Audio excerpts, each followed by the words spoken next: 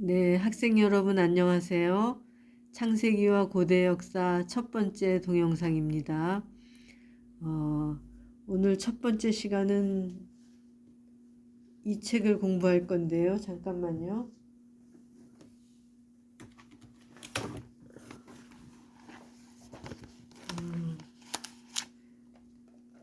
여기 이 책이었죠. 네, 여러분들이 잘 공부하실 수 있도록 그 자료에다 올려놨는데요. 그 중에 오늘은 제일 첫 장, 일과 구약의 언어, 사본 및 정경이라는 그러한 내용을 공부하게 되겠어요. 저는 첫 번째로 보캐뷸러리를 먼저 살펴보도록 할게요. 보캐뷸러리를 쭉 살펴보다 보면은 이 일과에 있는 내용이 거의 다 커버가 될 거예요. 그러면 여러분들이 이제 집에서 한번 쭉 읽어보고 제가 내는 매칭 문제를 위해서 답을 찾으면 아마 되리라고 생각됩니다. 이 첫 번째 보캐뷸러리는 구약 또는 신약이라고 적혀 있는데요. 1번이죠. 성경책은 구약과 신약으로 되어 있습니다. 여러분들이 잘 알고 있는 성경 전서라는 거예요. 성경책은 구약과 신약으로 되어 있는데 구약이라는 것은 어떤 거냐 하면은 이 세상이 창조될 때부터 예수님이 오실 때까지의 이야기, 예수님이 오실 때까지의 역사를 기록해 놓은 성경책이 구약이에요. 그리고 신약은 그 반면에 이제 예수님이 오시고 활동하시고 봉사하시고 또 돌아가신 이후에 그 후에 예수님 시대로부터 또 예수님의 마지막 제자 중 하나였던 요한이 기록한 요한계시록까지의 내용이 수록된 것이 신약입니다. 여러분들 이상하게 생각할지 모르지만 성경책은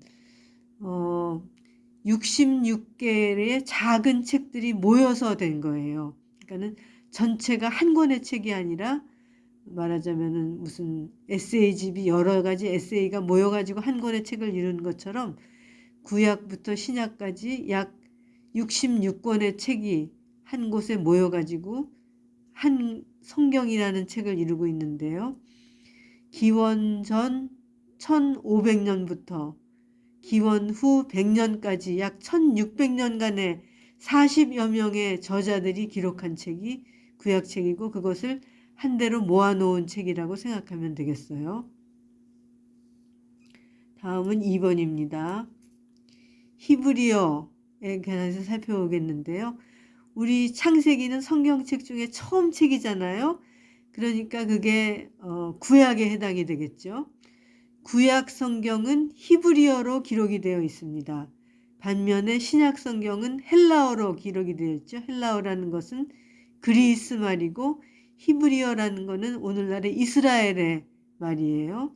또 아람어라는 것도 약간 있긴 하지만 구약은 대부분이 히브리어라는 말로 기록이 되어 있습니다. 히브리어는 대체로 3음절로 나타나요. 카탑 이런 식으로요. 그리고 어떤 면에서 대문자, 소문자도 없고 그렇기 때문에 받침이 있는 우리말하고 구약 하면은 새 그 초성, 중성, 중성으로 사용되는 것 같이 그렇게 새 음절로 되어 있기 때문에 우리말로 비슷한 면이 많고 또 히브리가 동양에 속한 지역이기 때문에 사고방식도 동양적 사고방식하고 많이 비슷한 것이 히브리어라는 언어 또 성경책이라고 생각하시면 좋겠습니다. 이제 3번인데요. 3번은 외경이라는 거예요. 외경은 정경에 들지 않는 것을 외경이라고 그래요. 바깥 외자죠.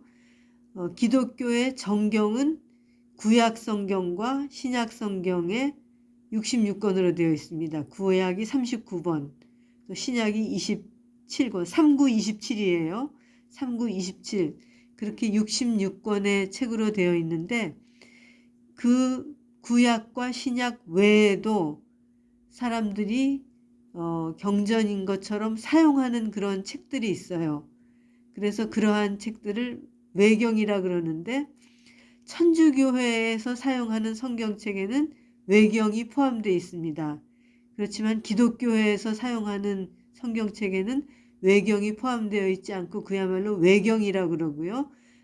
기독교에서 사용하는 것, 성경책만으로 된 것을 정경이라고 그렇게 합니다. 그 다음 4번은 시편이죠. 시편은 시예요. 시편은 구약 성경의 시편, 잠언 하는 그런 문학 서적에 속해 있는 하나의 책인데요. 150편의 시들이 모여가지고 기록된 것이 시편입니다. 그리고 그 밑에 있는 욥기는요. 욥이라는 고대에 살던 한 사람에 관한 이야기예요. 이 욥이라는 사람이 굉장히 착하고 또 성실하고 하나님께 충성을 다하는 사람이었는데 마귀의 시험을 받아서 온몸이 병이 들고 또 자녀들을 잃고 재산을 잃고 하는 큰 시험을 받았지만은 하나님을 끝까지 믿고 경배함으로써 더 큰 축복을 받게 됐다 하는 그런 내용의 책인데요.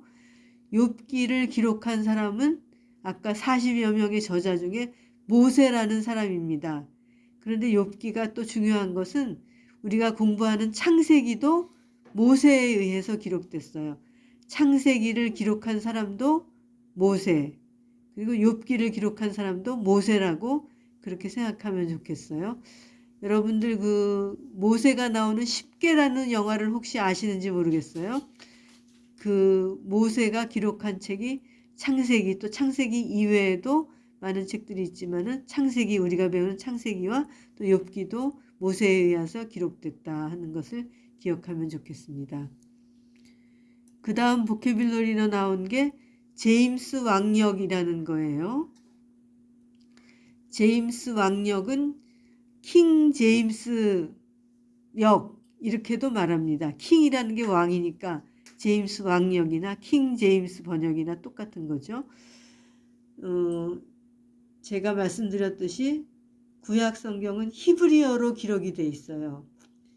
그런데 이 언어를 우리가 히브리어 성경을 지금 읽는 게 아니잖아요. 그래서 영어로도 번역이 돼 있고 또 우리말로도 번역이 돼 있고 세계 200 몇십 개의 방언으로 성경책이 번역이 돼 있다고 그래요. 근데 여기 제임스 왕역은 아주 잘 알려진 영어 번역입니다. 17세기에 제임스라는 영국의 왕이 있었는데 이 사람의 명령에 의해서 당시 학자들이 성경을 영어로 번역한 것이 제임스 왕역이에요. 가장 잘 알려진 영어 성경 중에 하나입니다.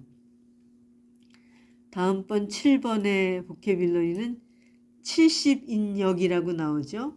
70은 숫자고 인은 사람이고 역은 번역이라는 뜻이에요. 이 70인역은 구약 성경, 히브리어로 기록된 구약 성경을 최초로 그리스어로 번역한, 그러니까는 역시 외국어죠. 히브리어로 성경에서 입장에서 볼 때는 그리스어로 번역한 최초의 성경책입니다. 그런데 왜 70인역이라고 그러냐 하면은 70명의 학자들이 성경책을 이제 여러 부분으로 나눠서 동시에 70명의 학자들이 이 책을 70일간에 걸쳐서 번역을 했다 그래요. 그래서 구약 성경의 그리스 최초의 번역본을 70인역이라고 그렇게 합니다. 그 다음 보케빌러리를 또 살펴볼까요? 잠시만요. 8번은 예언이라는 말이 나오네요. 잘 보이는지 모르겠어요. 잠깐만요. 예언이요. 예언이라는 것은 미래의 일을 미리 고하는 것을 예언이라고 그러죠. 예를 들면은 너는 3년 후에 결혼을 하겠다. 그건 점집에서 하는 얘기일 수도 있는데요. 이 예언이라는 것은 하나님께서 앞으로 일어날 일을 선지자, 미래를 미리 아는 그 선지자들에게 보여주신 거예요. 그래서 이 선지자들이 하나님께서 보여주신 그 예언을 기록한 것을 예언이라고 그렇게 말합니다. 그래서 어떤 예언은 몇천 년 후에 있을 일을 예언한 것도 있고요. 또 이 세상의 종말이 어떻게 되겠다 하는 것을 예언한 것도 있고, 또 언제 예수님이 이 세상에 오시겠다 하는 것을 예언한 그런 내용들도 있습니다. 그래서 하나님은 미래를 아시잖아요. 하나님은 모든 것을 아시고, 또 하나님은 우리 마음도 아시고, 하나님은 미래도 아시기 때문에 미리 미래를 내다보시고 선지자로 하여금 기록하도록 하신 것이 예언이라고 말할 수 있습니다. 그 다음에는 영감이라는 보케빌러리가 나타나는데요. 아까 예언에서 설명을 했는데, 예언은 하나님께서 선지자들에게 미리 보여주신 거예요. 미래의 일을. 어떤 때는 환상을 통해서 보여주시기도 하고, 어떤 때는 꿈을 통해서 보여주시기도 했습니다. 그러면 이렇게 선지자들이 미래에 대하여 본 것, 또 하나님의 말씀에 대하여 본 것을 기록을 해야 되잖아요. 근데 우리가 성경 말씀은 하나님의 말씀이라 그러죠. 사람의 글이 아니고 사람의 말이 아니고 하나님이 하신 말씀이다. 하나님이 사람들에게 하신 말씀이다 하는 뜻에서 하나님의 말씀이라고 그러는데, 이렇게 하나님께서 보여주신 환상이나 또는 꿈으로 보여주신 것들을 기록하려면은 자기 생각으로 기록한 것이 아니라 하나님의 영감을 받아서 기록했습니다. 성령님께서 이렇게 이렇게 기록하라고 지도해 주시고, 또 이런 단어를 쓰면 좋겠다고 지도해 주시고, 또 그 선지자들과 성경 기록자들의 마음을 감동시키셔서 성경을 기록하게 했는데, 그 성경을 기록하도록 하신 성령의 감화를 영감이라고 그럽니다. 그러니까 성경 말씀, 하나님의 말씀은 영감에 의하여 기록된 책이다 하는 것을 우리가 꼭 기억해야 되겠습니다. 10번은 사어라고 기록이 되어 있죠. 그 옆에 한자로 표시를 했는데 죽을 사자에 말씀어입니다. 그래서 죽은 언어라는 뜻이죠. 히브리어는 고대 사람들이, 그러니까는 기원전 600년 경까지 사용하던 언어고요. 또 그 후에도 물론 히브리인들이 사용을 했지만은 히브리 사람들이 온 세상으로 흩어졌죠. 예루살렘 성이 로마에 의하여 AD 70년에 멸망한 이후로는 온 세상의 히브리 민족들이, 즉 유대인들이 흩어져서 살았기 때문에 히브리 말을 사용을 하지 않았습니다. 그래서 히브리어는 사실은 죽은 언어예요. 그런데 이제 성경학자들이 히브리어 성경을 보존했고, 또 그렇기 때문에 히브리어 성경을 바탕으로 해가지고 현대 히브리어를 다시 재조합을 해가지고 새롭게 만들어낼 수가 있었어요. 그렇지만 히브리어 자체는, 성경 히브리어 자체는 사어로 있다가 최근에 다시 이스라엘이라는 나라가 독립하면서 살아있는 언어로 다시 부활했다, 이렇게 생각하면 되겠습니다. 11번은 종교개혁이라는 말이 나타납니다. 종교개혁은 15세기, 16세기부터 시작된 카톨릭 교회에 대하여 반대해 일어난 그런 종교운동을 말하는데요. 대표적인 종교개혁가로 마르틴 루터, 존 칼빈, 이런 사람들을 들 수 있죠. 그 전에는 오직 천주교회, 즉 캐톨릭 교회 하나만 있었습니다.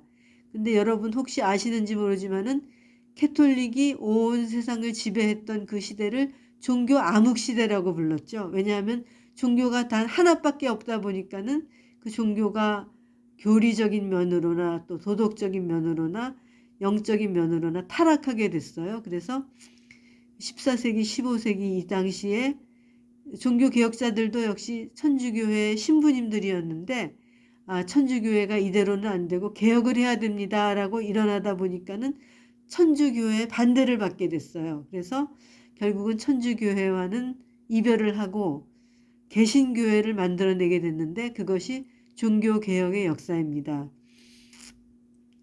종교 암흑 시대가 거의 1000년 동안 계속됐죠. 그래서 그 당시에는 면죄부라는 말을 아마 들어보셨을 거예요. 사람들이 다 지옥에 가 있는데 돈을 주고 죄를 사하는 그 면죄부를 사면은 지옥에 있던 사람들도 연옥으로 갈 수 있고 연옥에 있던 사람은 천국으로 올라갈 수 있다 하는 그러한 지금 생각해 보면 참 얼토당토 않는 이야기를 주장하기도 했어요. 그래서 이 모든 것들에 대해서 천주교회의 부패상에 대해서 반대를 하고 개혁을 하려고 일어난 것이 종교개혁입니다. 그래서 이 삼육대학교가 소속되어 있는 재림교회도 종교개혁으로 일어났던 개신교회의 종파 중에 하나고요. 또 요즘 우리나라에 많이 있는 장로교, 감리교, 성결교, 침례교 하는 이런 모든 교단들이 종교개혁을 통해 일어난 개신교회의 교단들입니다. 예. 12번은 아람어라 그러는데요. 아람어는 히브리어하고는 사촌지간이라고 생각하시면 되겠어요. 근데 성경의 어떤 부분은 아람어로 쓰여진 극히 작은 부분이지만 아람어로 쓰여진 부분도 있고요. 그리고 또 아람어라는 것이 여기 중요한 것은 예수님 당시 예수님이 사용하시던 언어가 아람어였어요. 예수님이 사용하시던 방언이 바로 아람어였고요. 또 중요한 것은 우리가 이제 창세기를 공부하면 알겠지만은 창세기에 여러 인물들이 나타납니다. 아브라함이니 또 이삭이니 야곱이니 이런 사람들이 나타났는데 그 사람들이 사용하던 언어가 역시 아람어였어요. 그래서 아람어는 부조들이 성경에 나타나는 아브라함을 비롯한 부조들이 사용하던 언어였고 또 예수님이 사용하시던 언어였다 하고 알아두면 되겠습니다. 히브리어와는 비슷하면서도 약간 다른 그런 언어입니다. 그 다음에 13번에는 탈굼이 나타나는데요. 여기 제가 설명을 써놨네요. 구약을 아람어로 번역한 것 이렇게 설명을 써놨어요. 아까 70인역은 구약성경 히브리어로 쓰여진 구약성경을 그리스말로 번역한 성경이라고 그랬죠. 그런데 탈굼은 히브리어로 쓰여진 구약성경을 아람어로 번역한 것을 탈굼이라고 그렇게 불러요.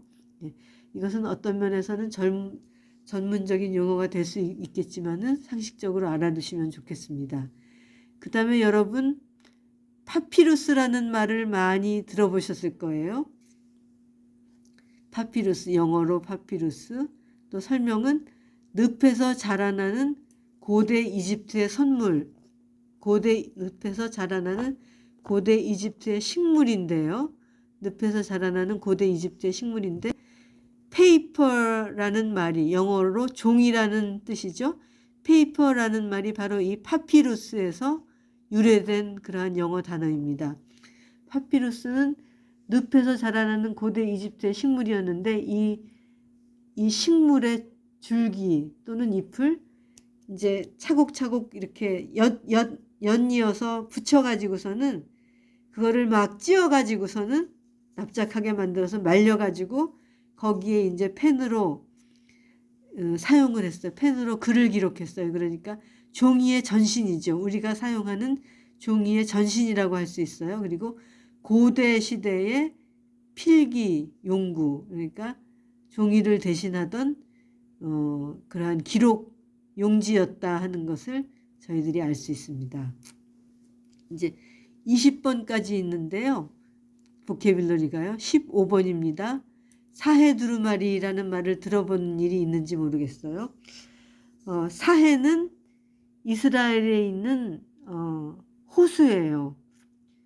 호수인데 왜 사헤라 그러냐면은 이 호수는 물을 받기만 하지 물이 나가지를 않아요. 그러니까는 물이라는 것은 받고 또 나가야지 물이 신선하게 유지가 되는데 받기만 하고 출구가 없기 때문에 이 사해는 염분의 농도가 굉장히 높습니다. 그래서 생물들이 살 수가 없어요. 이 사해라는 호수에는 아무런 생물들이 살지 못해요. 너무나 염분이 높기 때문에. 그래서 염해라고도 하고 사해라고도 하는데요. 바로 이 사해 호수에 그 근처에 쿰란이라는 지역에 동굴들이 많이 있었어요. 그런데 이스라엘 나라가 멸망하면서 이 사해 지역은 사막 지역이에요. 그렇기 때문에 아주 건조하기 때문에 종이들이 잘 썩지 않았어요. 그래서 양피지나 또는 파피루스에 기록된 성경들을 그 쿰란에 있는 동굴 속에 항아리에다가 그 책들을 넣어가지고 거기다가 몰래 보관을 했었어요. 그런데 그거를 1947년에 어떤 양치기 소년이 우연히 도망간 양을 잡으려고 하다가 동굴이 있는 것을 발견하게 됐고 그 동굴에 들어가 가지고서 항아리를 발견해서 그 속에서 성경 사본을 발견하게 됐는데 그것이 바로 사해 두루마리예요. 사해에서 발견됐기 때문에 사해 두루마리라고 그렇게 이름을 붙였습니다.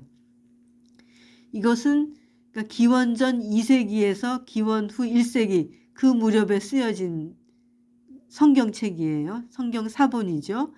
그런데 이 사해 두루마리가 발견되기 전에는 제일 오래된 사본이 마소렛 사본이라 그래가지고 지금부터 1000년 전 그러니까는 기원 후 1000년쯤에 기록된 그러한 사본이 있었어요. 그런데 사해 두루마리는 그보다도 1000년이 더 전에 과거에 기록된 거죠. 이거는 기원 전 2세기, 1세기 그때 기록된 거니까요. 그러니까는 사해 두루마리와 마소렛 본문과의 사이가 한 1000년 정도 되고 오늘날하고는 한 2000년 정도 차이가 되는 거예요. 그런데 이 사해 두루마리가 중요한 것은 무엇이냐면은 기원 후 1000년에 기록된 사본하고 기원 전 1세기에 기록된 사해 두루마리를 비교해 보니까는 거의 차이가 없이 거의 99.5%는 똑같이 그러니까 에러가 나타나지 않았어요. 그래서 얼마나 성경 기록이 정확하고 또 우리에게 전달될 때까지 정확하게 기록이 됐는가를 알 수 있어요. 그러니까 우리는 성경 원본이나 다름없는 것을 우리가 오늘날 성경으로 읽고 있다라고 생각을 하면 좋겠습니다. 그러니까 하나님의 말씀이 그만큼 충실하게 보존이 됐다는 것을 알 수 있습니다. 여기 16번이네요. 마소라 본문이에요. 잠깐만요. 좀 더 잘 보이도록 해볼게요. 마소라 본문 아까 조금 전에 사해 두루마리를 설명하면서 했죠. 이것은 기원 후 1000세기 1000년경에 마소라라는 학자들에 의해서 기록된 성경 본문입니다. 사해 두루마리가 발견되기 전에는 이것이 가장 오래된 본문이었고요. 특별히 마소라 본문 중에서 모음을 제외한 히브리어의 자음으로만 된 것은 정말 하나님의 영광받은 책이다. 사람들이 그렇게 생각을 합니다. 17번은 정경인데요. 아까 외경을 설명하면서 잠깐 설명을 드렸는데요.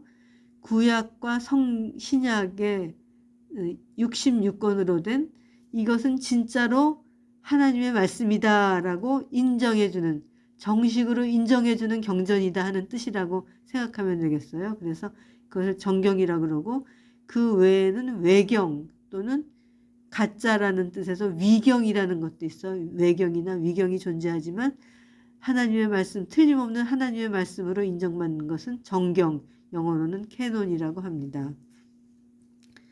18번은 바벨론 유수라는 말이 나타나는데요. 바벨론 유수는 유대인들이 기원 전 6세기쯤에 그 이스라엘 나라가 멸망을 했어요. 유대 나라가 멸망을 했거든요. 그 이스라엘 나라를 멸망시킨 나라가 바벨론이라는 고대 제국이었어요. 그래서 그 바벨론에 포로로 잡혀가게 됐는데 그 바벨론으로 포로로 잡혀간 그 사건을 일컬어서 바벨론 유수다 이렇게 합니다. 그 바벨론에서 70년 동안 포로로 잡혀 있었어요. 우리는 일본에 36년 동안 그 합병을 당해서 속국으로 있었는데 이스라엘 나라는 70년 동안 바벨론의 포로로 잡혀가 있다가 다시 이스라엘로 돌아온 그런 사건이 있었습니다. 그것을 바벨론 유수라고 그러고요. 그 다음에 사도라는 말이 나타나죠. 사도는 쉽게 말하자면 예수님의 제자들을 사도라 그래요. 예수님의 제자가 몇 명이 있었죠? 12제자라 그러죠. 그 12제자, 예수님의 12제자들을 사도라고 그러고 또 사도 바울이라 그러죠. 12제자 속에는 들어가지 않지만 예수님을 직접 만났던 제자였기 때문에 사도 바울도 사도라고 부르는데요. 예수님을 직접 대면해서 만났던 사람들, 그런 제자들을 우리가 사도라고 그렇게 부릅니다. 그러니까 초기 교회를 설립한 그런 사람들이 사도들이겠죠. 그 다음에 마지막으로 개신교회라는 말이 나타납니다. 개신교회는 아까도 설명했지만은 천주교회의 반기를 들고 종교개혁을 이룩하여 탄생하게 된 교회들이 개신교회예요. 그래서 이 학교, 여러분이 몸담고 있는 이 삼육대학교도 역시 개신교회의 하나이고 우리 이 교회는 재림교회라고 보통 그렇게 하죠. 자, 이제 20번까지 보케빌러리를 잘 공부를 했습니다.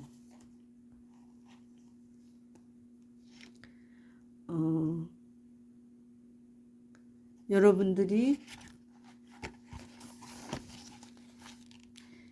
이 책을 잘 읽어보시는데요. 특별히 23페이지부터